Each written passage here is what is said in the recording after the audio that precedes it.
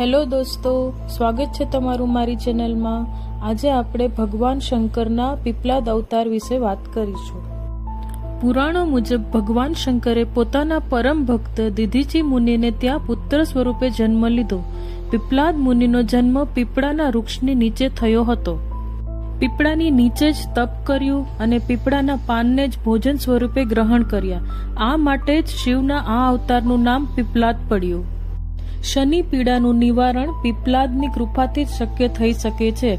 કથા છે કે પીપલાદે દેવતાઓને પૂછ્યું, શું કારણ છે કે મારા પિતા દધીચી મારા જન્મ પહેલા જ મને છોડીને ચાલ્યા ગયા? દેવતાઓએ જણાવ્યું કે શનિ ગ્રહની દ્રષ્ટિકોણને કારણે જ આવો કુયોગ બન્યો છે। પ્રહલાદ આ સાંભળીને ખૂબ જ ગુસ્સે થયા। તેણે શનિને નક્ષત્ર મંડળથી પડવાનો શ્રાપ દઈ દીધો। શ્રાપના પ્રભાવથી શનિદેવ તે જ સમયે આકાશમાંથી પડવા લાગ્યા। દેવતાઓની પ્રાર્થના પર પ્રહલાદે શનિને એ વાત પર ક્ષમા કર્યા કે તે જન્મથી 16 વર્ષ સુધી કોઈને પીડા નહીં આપે। ત્યારથી પીપલાદના સ્મરણ માત્રથી તેની પીડા દૂર થઈ જાય છે।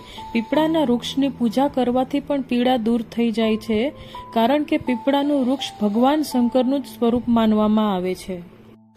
શિવપુરાણ મુજબ સ્વયં બ્રહ્માએ જ શિવના આ અવતારનું નામકરણ કર્યું હતું। શિવનો અશુભ પ્રભાવ દૂર કરવા માટે પીપળાની પૂજા કરવાનું માનવામાં આવે છે। ભગવાન શંકરના પીપલાદ અવતારથી આપણને પ્રકૃતિ સાથે પ્રેમ કરવાની શીખ મળે છે। શિવ પ્રકૃતિના દેવતા છે। મુનિ પ્રહલાદનો જન્મ, તપ વગેરે પીપળાના વૃક્ષની નીચે જ થયો। તેનાથી આપણને પ્રેરણા મળે છે કે આપણે પ્રકૃતિ સાથે જોડાયેલા રહેવું જોઈએ।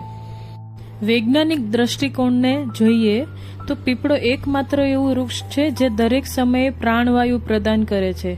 આપણા ધર્મ ગ્રંથોમાં પીપળાને પૂજનીય તથા સાક્ષાત શિવનું સ્વરૂપ માનવામાં આવે છે। બોલો હર હર મહાદેવ। જો તમને મારી સ્ટોરી પસંદ આવી હોય તો લાઇક, શેર એન્ડ સબસ્ક્રાઇબ જરૂર કરજો। Thank you for watching.